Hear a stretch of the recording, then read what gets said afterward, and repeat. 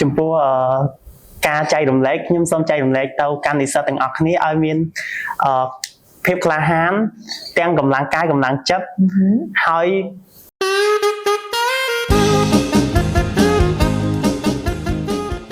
ក្រុមជំនួយសួរទៅដល់ប្រិយមិត្តដែលកំពុងតែទស្សនានៅកម្មវិធី Vanda Talk Show ស្វាគមន៍មកកាន់ប្រធានបទទី 245 ដែលសប្តាហ៍នេះយើងលើកយកប្រធានបទពាក់ព័ន្ធទៅនឹងម្ចាស់ជ័យលាភីនៅក្នុងកម្មវិធីប្រកួត The Vanda Voice រដូវកាលទី 8 ដែលរដូវកាលទី 8 នេះគឺការតែពិសេសជាមួយនឹងការស្វែងរកឃើញនៅម្ចាស់ជ័យលាភីចំណាត់ថ្នាក់លេខ 1 និងលំដាប់រងទី 1 នៅក្នុងកម្មវិធីចំនួន 2 រូបដែលសុទ្ធសឹងតែជាអ្នកដែលមានសមត្ថភាពក្នុងចំណោមបេក្ខភាពដែលបានជ្រើសរើសនៅក្នុងចំណោមនិស្សិតជាង 60 នាក់ដែលបានចូលរួមប្រកួតនៅក្នុងកម្មវិធីកុំឲ្យខាត់ពេលយូរប្រិយមិត្តចង់ដឹងអំពីការចែករំលែកនៅបទពិសោធន៍ក៏ដូចជាចំណាប់អារម្មណ៍ក្រោយពីទទួលបានជ័យលាភីក៏ដូចជាផលវិបាកអ្វីខ្លះដែលបានចូលរួមនៅក្នុងកម្មវិធីនេះជួបដែលពួកគាត់ត្រូវបានជ្រើសរើសមកខ្លាចជាម្ចាស់ជ័យលាភីពួកគាត់ត្រូវបង្វឹកបង្ហាត់ខ្លួននឹងសម្លេងយ៉ាងណាខ្លះនោះជួបជាមួយនឹងពួកគាត់តែម្ដងចាជំរាបសួរអូនចាអបអរសាទរសម្រាប់ការទទួលបាននៅជ័យលាភីថ្មីនេះពីកម្មវិធីប្រកួត The Vanda Voice រដូវកាលទី 8 ដំបូងនេះណែនាំគុណទៅដល់ប្រិយមិត្តបន្តិចសិនចាជំរាបសួរនាងខ្ញុំឈ្មោះហេវិលីគឺជាបេក្ខភាពប្រឡង The Vanda Voice រដូវកាលទី 8 ដែលមានលំដាប់រងទី 1 ចាហើយខ្ញុំជានិស្សិតសិក្សានៅសាកលវិទ្យាល័យវ៉ាន់ដានៅចំនួនទី25ឆ្នាំទីប្រហែលហើយនៅឆ្នាំទី1អញ្ចឹងប្រកាសណាស់ថាជាបទពិសោធន៍ថ្មីនៅក្នុងការចូលរួមនៅក្នុងកម្មវិធីប្រកួតរបស់យើងព្រោះដោយសារតែចូលមកសិក្សានៅទីនេះភ្លាមចូលរួមប្រកួតក្នុងកម្មវិធីភ្លាមតែម្ដងឬក៏ចំណាត់ដែរ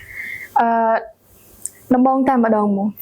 អញ្ចឹងបានន័យថាកម្មវិធីផ្សេងៗយើងអត់បានចូលរួមទេដំបូងតាំងចិត្តមកមុនគេគឺចូលរួមនៅក្នុងកម្មវិធីរបស់យើងតែម្ដងគឺនៅ Vanda Voice រដូវកាលទី 8 នេះអរគុណបន្តទៅកាន់បងអូនជំរាបសួរខ្ញុំបាទឈ្មោះជឿនសុភ័ត្រាគឺជាម្ចាស់ជ័យលាភី The Vanda Voice រដូវកាលទី 8 ហើយខ្ញុំ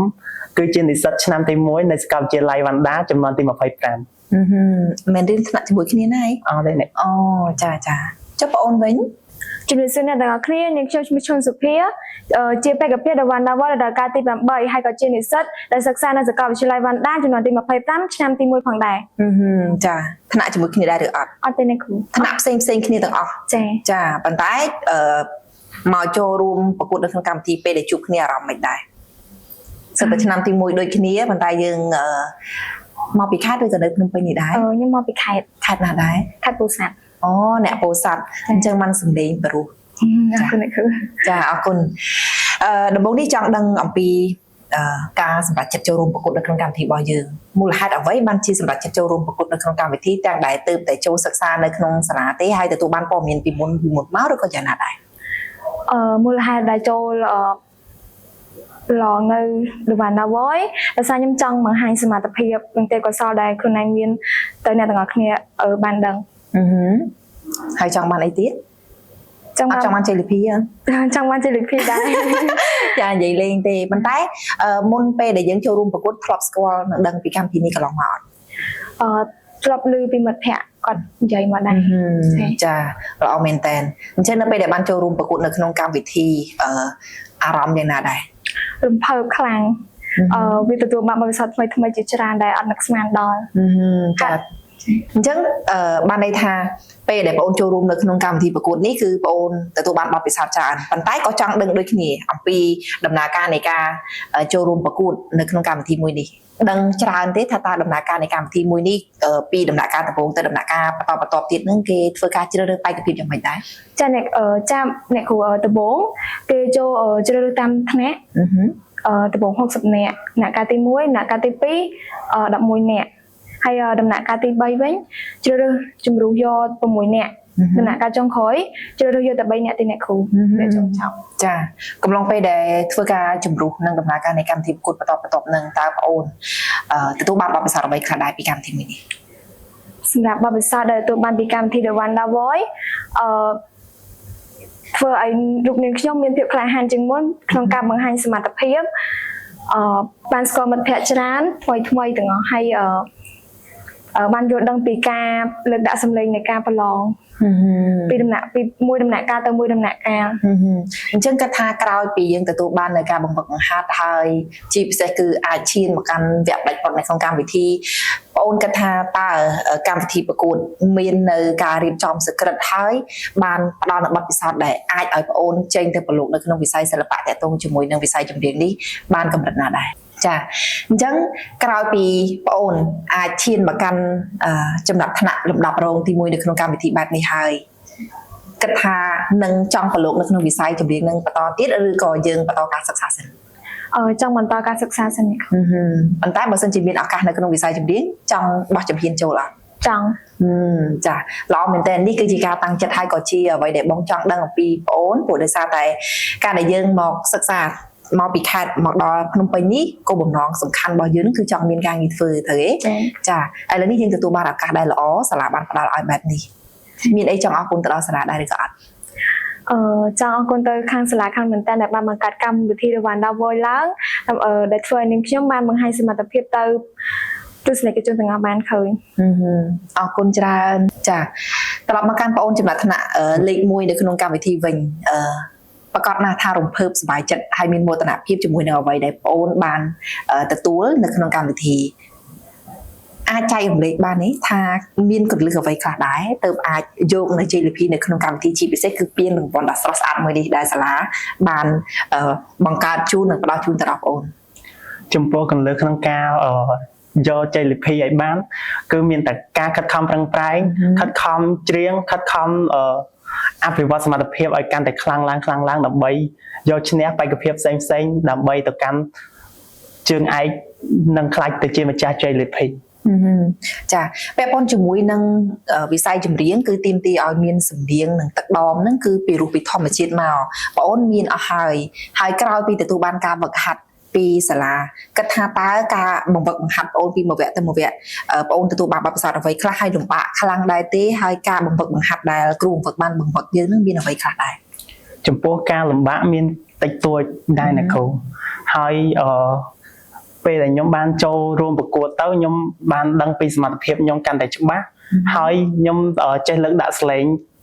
ជាងមុនយល់ច្បាស់ពីបទចម្រៀងនីមួយៗពីមួយវគ្គទៅមួយវគ្គពីវិញ្ញាសាមួយទៅវិញ្ញាសាមួយ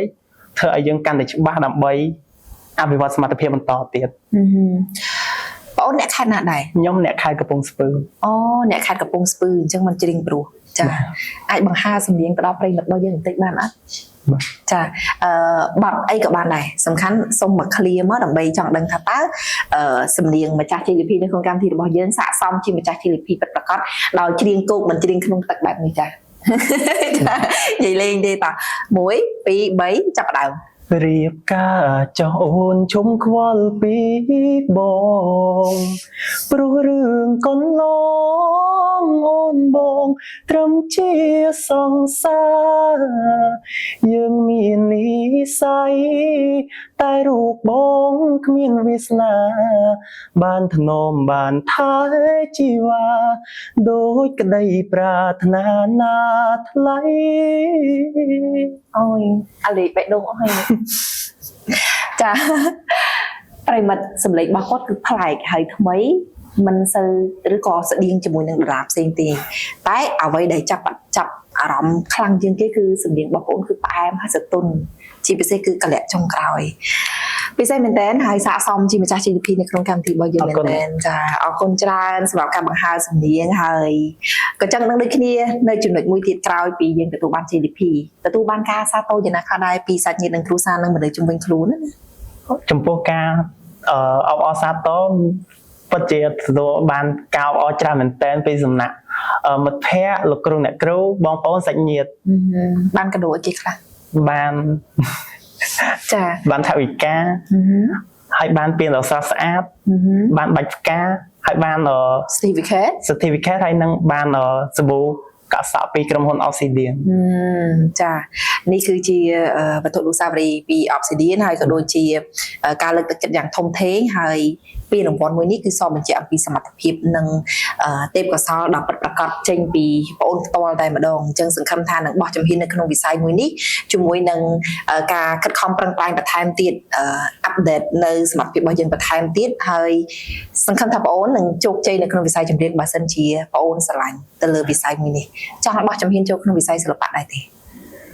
ចំពោះការបោះជំហានចូលវិស័យសិល្បៈខ្ញុំចង់តែខ្ញុំខំរៀនសិនល្អពេលដែលរៀនចប់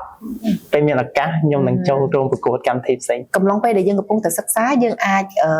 ចេញ affair តិចតួចអីចឹងណាបើសិនជាអាចព្រោះដោយសារតែយើងមាន reference បញ្ជាក់អំពីការចូលរួមប្រកួតនៅក្នុងកម្មវិធីសាលាដែលជាកម្មវិធីធំមួយរបស់សាលាមានសិស្សចូលរួមច្រើនអ្នកហើយក៏ទឹកដមសម្លេងរបស់បងអូនហ្នឹងក៏ល្អស្រាប់តាំងពីធម្មជាតិមកបើអាចយើងបង្កើតជា content ឬក៏ create នៅ video ខ្លះៗពីសម្លេងរបស់យើងណាអាចទទួលបានការគ្រប់គ្រងច្រើនជាងនឹងទៀតព្រោះដោយសារតែมันប្រកាសថាគ្រប់គ្នាសិក្សាទៅលើជំនាញអីមួយគឺចេញទៅគឺដឹងតែបានធ្វើការងារនឹងទាំងស្រុងទេប៉ុន្តែត្រូវដឹងថាយើងត្រូវចេះឆ្លៀតចាប់យកឱកាសដែលអាចនឹងមានជាពិសេសដូចជាឆ្នាំទី1យើងមានឱកាសទទួលបានលទ្ធផលបែបនេះនៅពេលខាងមុខបើសិនជាបងអូនក្រោយពីខិតខំប្រឹងប្រែងសិក្សានៅថ្នាក់ឧត្តមសិក្សាហើយឆ្នាំទី2ទី3ទី4យើងអាចស្វែងរកនៅឱកាសហ្នឹងនៅខាងក្រៅបានជាការបន្ថែមនៅបង្អែមជីវិតឬក៏ជាការបន្ថែមនៅប្រាក់ចំណូលបន្ថែមទៅលើការធ្វើការងារផ្សេងៗរបស់បងអូនត្រូវទេចាសំខាន់បងអូនខ្លួនឯងតាំងចិត្តថាចង់ធ្វើវាឲ្យល្អនិងមិនបោះបង់នៅក្តីសម័យរបស់ខ្លួនឯងជំនាញគណនេយ្យក៏កាន់តែល្អនៅពេលដែលយើងសិក្សាចប់យើងអាចចេះគ្រប់គ្រងនៅហិរញ្ញវត្ថុរបស់យើងបានយ៉ាងល្អឧទាហរណ៍យើងចេញ affair នៅក្រៅយើងបានតែចប់ថវិកាមកច្រើនទី event អីអញ្ចឹងទៅឧទាហរណ៍ណាយើងចេះមួយទៀតគឺយើងចេះគ្រប់គ្រងចំណូលចំណាយយើងបានត្រឹមត្រូវមិនចំណាយទៅលើអ្វីដែលអត់មានសារៈសំខាន់ឧទាហរណ៍ថាអូចេញ affair មួយណានេះដោយសារតែបងនៅក្នុងវិស័យសិល្បៈដែរបងដឹងច្រើនចេញ affair មួយយើងចំណាយទៅលើសម្លៀកបំពាក់អាចថាបាត់ចិត្តរហូតដល់100ឬក៏1000អីចឹងហើយយើងរកបានចំណូលមកវិញបានតែ200-300គិតមើលថាតើវា balance គ្នាអត់អញ្ចឹងអាហ្នឹងក៏វាជាផ្នែកមួយដែលយើងអាចយកទៅសម្រួលទៅលើការងាររបស់យើងនិងអាជីពនិងក្តីស្រមៃរបស់យើងស្រឡាញ់ចាបន្តមកកាន់បងអូនវិញនៅតែភ័យឬក៏យ៉ាងណាដែរព្រោះដោយសារមិនណែនាំខ្លួននៅភ័យเนาะចានៅភ័យនៅឡើយរំភើបខ្លាំងទេនៅពេលដែលយើងទទួលបានលទ្ធផលដែលយើងរំភើបខ្លាំងដោយសារតែយើងមិននឹកស្មានដល់ថាយើងអាចជាប់ដល់វគ្គផ្ដាច់ព្រាត់បានចាចាចាលោលេងទេព្រោះធម្មតាទេពេលដែលបងចូលរួមនៅក្នុងកម្មវិធីបងរៀបទាំងអត្តចរិតរៀបទាំងសម្លេងបត់បែនអិរិយាបថយើងពីមនុស្សធម្មតាសាមញ្ញមកคล้ายទៅជាជ័យលាភីលំដាប់រងទី1នៅក្នុងកម្មវិធីគឺយើងជាមនុស្សរបស់មហាជនមួយផ្នែកហើយជាពិសេសគឺមហាជននៅក្នុងសាលាចាពេលដែលទៅណាមកណាមានមិត្តភ័ក្តិក៏ដូចជាលោកគ្រូអ្នកគ្រូគាត់សាទរច្រើនទេមានអ្នកគ្រូមានដូចជាអ្នកដែលទៅមើលយើងនៅពេលដែលយើងប្រឡងនៅវគ្គផ្ដាច់ព្រាត់គាត់ឃើញយើងនៅក្រៅគាត់ហៅយើងថា idol អូហូចាពិសេសមែនតើនេះគឺជាមោទនភាពមួយដែលបងអូនមានព្រោះធម្មតាបើសិនជាសម្លេងរបស់យើងមុំបើសិនយើងមិនប្រកែមានណាគេមកហៅយើង idol ត្រូវអត់ចាអញ្ចឹងត្រូវមានមោទនភាពនៅលទ្ធផលដែលយើងទទួលបានចុះពាក់ព័ន្ធជាមួយនឹងការចូលរួមនៅក្នុងកម្មវិធីក្រោយពីយើងចូលរួមនឹងមុនការចូលរួមទទួលបានការគ្រប់គ្រងខ្លាំងដែរទេហើយមានការលើកទឹកចិត្តពីភាគីណាខ្លះដែរសាច់ញាតិឬមិត្តភ័ក្តិដែរទេមុនពេលយើងចូលរួមប្រកួតចាគឺមានដូចជាមិត្តភ័ក្តិបងប្អូននិងអ្នកផ្សេងទៀតដែលដឹងថាយើងអាចច្រៀងបានដល់ពីទឹកកសលយើងទឹកកសលនេះបងអូនមានតាំងពីកំណើតមកហើយនៅភូមិនៅស្រុកនៅវត្តអីចឹងមានដែរចូលរួមកម្មវិធីកន្លងមកធម្មតាបងអ្នកខេត្តដែរអញ្ចឹងបងអាសាចូលរួមកម្មវិធីនៅវត្តអីចឹងមិនសប្បាយចាអត់ចេះច្រៀងទេតែចេះអារម្មណ៍ប៉ុន្តែអូនបកកាយច្រៀងអញ្ចឹងប្រកាសណាស់ហើយនឹងមួយទៀតបកកាយនិយាយចាអញ្ចឹងនៅភូមិនៅស្រុកមានអ្នកខេត្តអ្នកស្រុកអ្នកភូមិហ្នឹងគាត់សាទរច្រើនទេពេលយើងទទួលបានលទ្ធផលបែបនេះចាមានច្រើនរបៀបឧទាហរណ៍ចេះអូ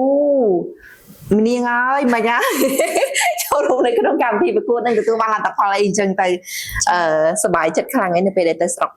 ចាសប្បាយមែនតើដោយសារយើងអត់ធ្លាប់ជួបអារម្មណ៍ដែលរបៀបជាសួរបែបហ្នឹងចាអរគុណច្រើនចុះពាក់ព័ន្ធជាមួយនឹងការបង្ខាត់ដែលបងអូនទទួលបានពីកម្មវិធីវិញប្រកាសថាបងប្អូនគឺមានការទទួលបានការបង្ខាត់ឬក៏ដូចជាបទពិសោធន៍ផ្សេងគ្នាចុះបងអូនទទួលបានអ្វីពីកម្មវិធីដែរចាគឺទទួលបាននឹងការលើកដាក់សម្លេងដែលយើងមិនទាន់មានស្រាប់ អញ្ចឹងនៅពេលដែលវឹកហាត់លោកគ្រូតែតែប្រាប់ពីចំណុចដែលខ្វះខាតរបស់យើងមិនប្រកាសថាយើងមានសមត្ថភាពតែយើងមិនអាចលើកដាក់សម្លេងបានគ្រប់បទទេអញ្ចឹងគាត់អាចបង្វឹកហាត់របស់យើងអំពីការលើកដាក់សម្លេងបានបរៀនយើងថាបទនេះគឺជាងចែបទនេះគឺជាងចែអញ្ចឹងទៅដូចជាវិញ្ញាសាកម្មវិធីប្រកួតThe Wanda Voice រដូវកាលទី8នេះគឺមានច្រើនវិញ្ញាសាមែនតើជាពិសេសគឺការជ្រើសរើសបទចម្រៀងរបស់សាកលវិទ្យាល័យបាតាយកមកបកស្រាយបទហ្នឹងគឺពិតជាមិនងាយស្រួលការបកស្រាយទេប៉ុន្តែបងប្អូនធ្វើបានយ៉ាងល្អជាពិសេសគឺជាបទស្រីប៉ុន្តែបងប្អូនប្រុស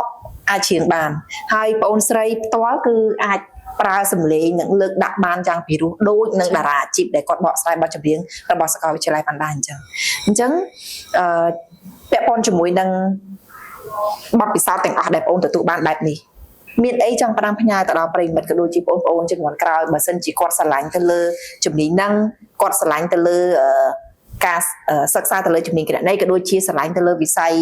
សិល្បៈផ្នែកចម្រៀងនៅក្នុងកម្មវិធីដែលបានបង្កើតឡើងដើម្បីបង្កបរិយាកាសបែបនេះតើពួកគាត់ត្រូវត្រៀមខ្លួនយ៉ាងដូចម្តេចដែរដើម្បីចូលរួមចាជាដំបូងខ្ញុំសូមផ្ដាំផ្ញើទៅនិស្សិតទាំងអស់គ្នាមុននឹងដាក់ប្រឡងអ្នកនរគ្នាត្រូវការវឹកហាត់ឲ្យមុននឹងថ្ងៃប្រឡងព្រោះអីនៅពេលដែលយើងចូលប្រឡងយើងមិនអាចថាត្រឹមពេលខ្លីយើងអាចធ្វើបានគ្រប់ទម្រង់នោះទេអញ្ចឹងប្រសិនបើយើងមិនទាន់មានលក្ខណៈថាយើងមិនទាន់ត្រៀមខ្លួនទុកមុនគឺយើងមិនអាចបន្តទៅបានទេទីមទីឲ្យយើងត្រូវតែបង្វឹកបង្ហាត់សមត្ថភាពនិងសម្លេងរបស់ខ្លួនឯងសិនច្រៀងឲ្យបានគ្រប់ទម្រង់បទចម្រៀងមិនថាគ្រប់ទាំងអស់ទេមិនបាច់ច្រៀងរៀនច្រៀងបទភ្លេងកាយទេចាប៉ុន្តែយ៉ាងណាគឺទីមទីឲ្យយើងរៀនចេះឲ្យបានច្រើនเนาะចាមានអ្វីបន្ថែមទេចាជាចុងក្រោយខ្ញុំសូមអរគុណដល់អ្នកគ្រូលោកគ្រូទាំងអស់គ្នាដែលបានមកទស្សនានៅថ្ងៃវគ្គផ្ដាច់ព្រាត់ហើយក៏សូមជូនពរទៅដល់លោកគ្រូអ្នកគ្រូទាំងអស់ឲ្យមានសុខភាពល្អនិងធ្វើដំណើរទីចិត្តទីឆ្ងាយសូមដោយមានសុវត្ថិភាពចាចុះសម្រាប់អូនមានអ្វីចង់ផ្ដាំផ្ញើទៅដល់ប្រិយមិត្តរបស់យើងដែរឬទេចាចំពោះការចែករំលែកខ្ញុំសូមចែករំលែកទៅកាន់និស្សិតទាំងអស់គ្នាឲ្យមានភាពក្លាហានទាំងកម្លាំងកាយកម្លាំងចិត្តហើយហ៊ានឈរលើឆាកដ៏អស្ចារ្យរបស់